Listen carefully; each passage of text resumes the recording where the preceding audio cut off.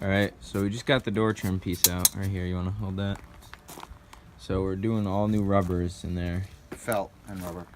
All new felt and rubber in there. It was a pain to get that out, but all that for just to get this.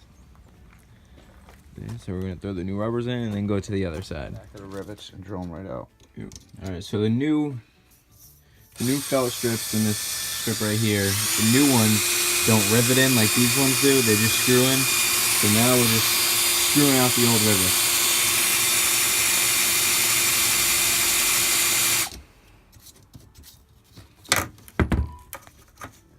Alright, so we're actually going to go to the store and get a rivet gun and some rivets because we just don't want to screw it in.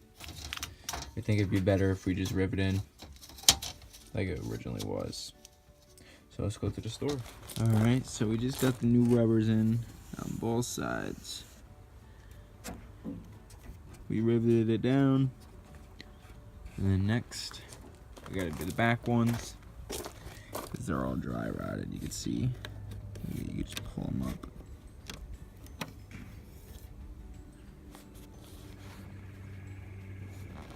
So yeah.